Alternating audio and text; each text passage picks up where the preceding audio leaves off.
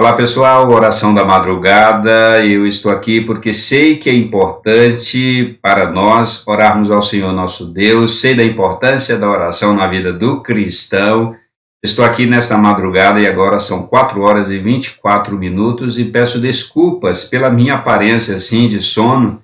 Eu sei que precisamos orar e buscar a Deus. Estou aqui especialmente para fazer isto por você, porque eu quero ajudar você em oração, tenho experiências de oração com Deus, pela misericórdia de Deus, e posso ajudar você em oração a ter vitória sobre as suas lutas pessoais. Agarre a oportunidade, portanto, amanhã poderá ser tarde demais e talvez você não terá outra oportunidade como esta.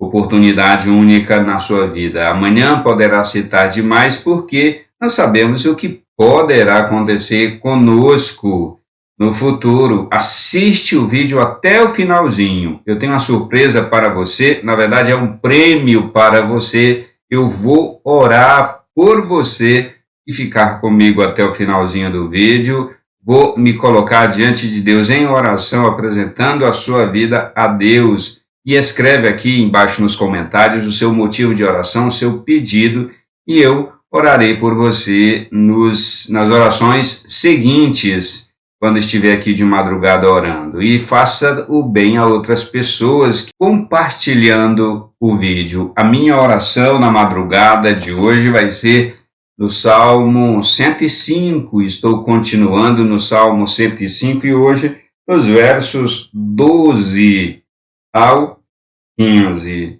Quando eles eram em pequeno número, pouquíssimos e estrangeiros na terra de Canaã, quando andavam errantes de nação em nação, de um reino para outro reino, Deus não permitiu que ninguém os oprimisse e por amor deles repreendeu reis, dizendo: não toquem nos meus ungidos, nem maltratem os meus profetas. É lindo demais, louvado seja Deus, bendito seja o Senhor nosso Deus. Este salmo foi escrito quando a Arca da Aliança voltou à nação de Israel.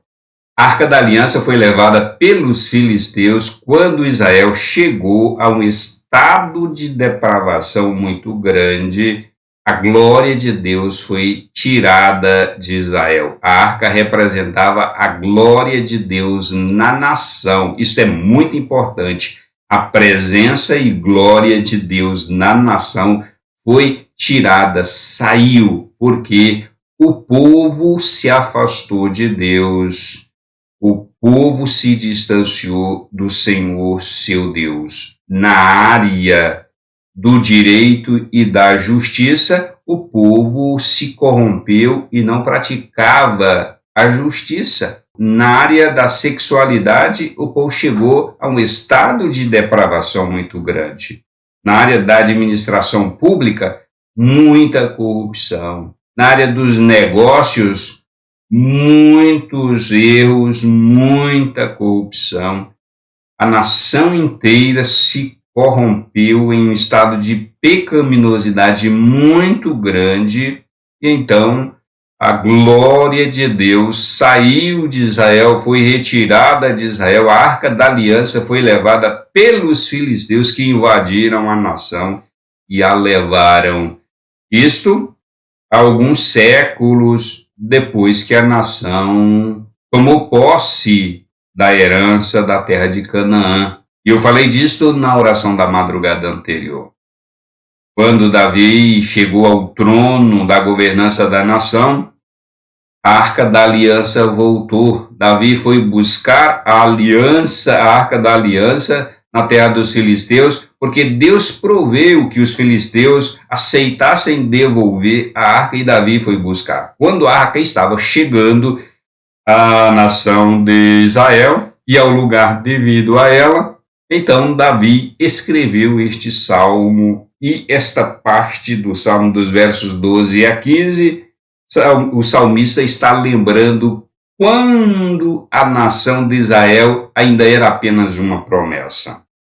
Quando a nação de Israel era apenas promessas a Abraão, a Isaque e a Jacó.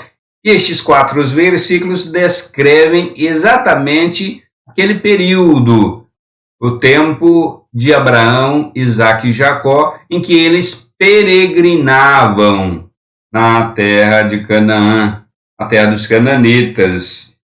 E o verso 12, quando eles eram em pequeno número, pouquíssimos estrangeiros na terra de Canaã, Abraão, sua esposa Sara, Isaque, o filho da promessa de Abraão, e o seu filho Ismael, que não era o filho da promessa, e depois Isaque gerou Jacó, e também gerou a Esaú, até aquele momento que o número de 75 pessoas foram para o Egito, fugindo da seca, fugindo da fome que houve na terra dos cananeus. E descreve exatamente isto, quando eles eram um pequeno número, Abraão e os seus descendentes, né? o seu filho Isaque e o seu neto Jacó e os seus descendentes, quando eles peregrinavam ali a terra dos cananeus, quando andavam de nação em nação, de um reino para outro reino, ali dentro da própria região. E o verso 14 é exatamente o que Deus determinou aos governantes: vocês não toquem nos meus ungidos, nem maltratem os meus profetas, não toquem no meu povo. É um número pequeno, eles são aqueles que vão tomar posse dessa terra, não agora, mas depois de alguns séculos. É ainda um número pequeno, mas eles vão se tornar grandes, como de fato se tornaram, foram para o Egito, e lá no Egito eles cresceram em número, se tornaram uma multidão. Quando chegou o tempo de sair do Egito, o povo já era grande e numeroso, mais de 5.000 homens, sem contar as mulheres e as crianças. Então, uma população bem grande, e Deus disse aos reis, quando eles ainda eram peregrinos: olha, vocês que governam esta terra, vocês não toquem neste povo, vocês não toquem, porque é o povo da minha promessa, é o povo da minha aliança. Quando Abraão peregrinava a terra, certa feita, Deus feriu a Faraó, porque Faraó se interessou pela esposa de Abraão, se interessou por Sara. E o Senhor feriu a Faraó e a sua casa com grande praga. Faraó era governante do Egito, e em uma das idas de Abraão ao Egito, uma ida ocasional, uma ida não definitiva, mas passageira por lá, porque houve uma seca temporária na terra de Canaã, e Abraão foi se refugiar no Egito, e quando estava no Egito, morando lá até que a seca na terra de Canaã passasse, Faraó se interessou pela esposa de Abraão, e Deus falou a Faraó: olha, você não mexa com a esposa de Abraão. Ele é protegido e eu guardo ele, e você não vai tocar nela, você não vai tomar Sara por esposa, porque ela já é casada. Algo semelhante também aconteceu em Gênesis capítulo 20. Abimeleque era governante de uma região, de uma cidade, e se interessou por Sara, e o Senhor falou a mesma coisa a Abimeleque, que ele não tomasse Sara por esposa, porque ela já era casada e ele não podia fazer isto. Deus estava protegendo a nação, cuidando da nação, quando era ainda apenas uma promessa. Só 2 pessoas. A nação eram apenas 2 pessoas: Abraão e a sua esposa Sara. Nem Isaque havia nascido ainda, e Deus já estava protegendo, cuidando. No versículo 15, quando Deus disse: olha, não toquem nos meus ungidos, nem maltratem os meus profetas, a palavra profeta aqui é uma referência a Abraão, inclusive, porque Abraão era tido como profeta, e Abraão foi um profeta de Deus. Então, não toquem nos meus ungidos, no meu povo, o povo da minha aliança, não toquem em meus profetas de jeito nenhum. É o cuidado de Deus. Este mesmo cuidado de Deus para com o povo é o cuidado de Deus para com a igreja, o povo do Senhor. As promessas e a aliança de Deus continuam as mesmas. Deus não mudou. Deus não muda e jamais mudará. Eu vou orar por você. Ore comigo agora. Senhor nosso Deus, no nome de Jesus Cristo eu oro por quem está comigo e por quem vai ficar até o final do vídeo. Sei que passam por lutas, por sofrimentos, problemas diversos. Sei que passam por sofrimentos, por disciplina, porque Deus disciplina quem Ele ama. Se fosse padrasto, não disciplinaria, mas sendo pai, Ele disciplina porque ama os seus filhos. Sei que passam por sofrimento, por questões naturais da vida.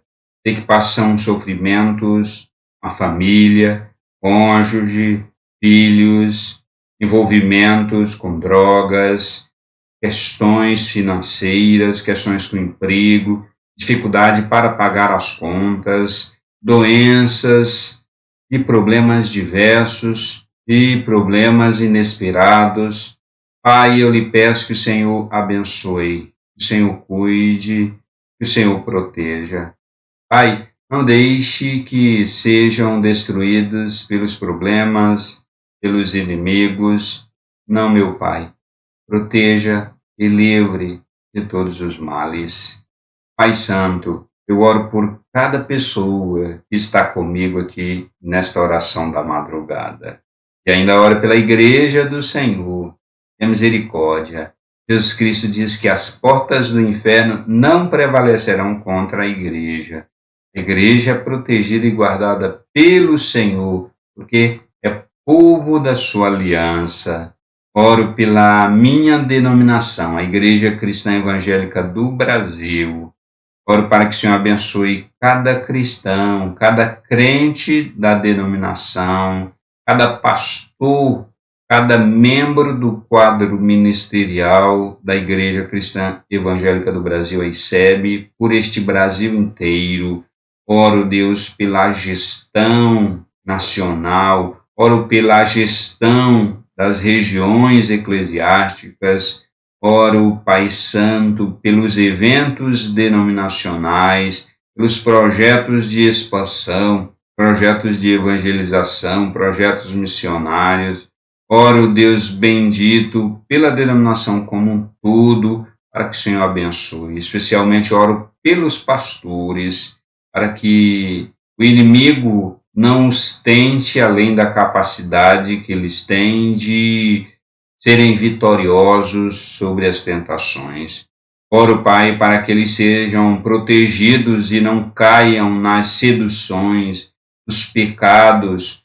Ó, Pai, proteja cada pastor, o casamento de cada pastor, esposa, esposo, os filhos. Abençoe, Deus, os pastores que são muito visados pelo inimigo, porque eles são tentados para enfraquecer a obra, enfraquecer a igreja, enfraquecer o reino de Deus. Sendo os soldados da frente atacados, fica bem mais fácil para o inimigo vencer a guerra. Portanto, eu oro que o Senhor guarde os pastores, para que se mantenham íntegros na palavra do Senhor, íntegros na santidade, íntegros no propósito de vida santa, de vida devocional.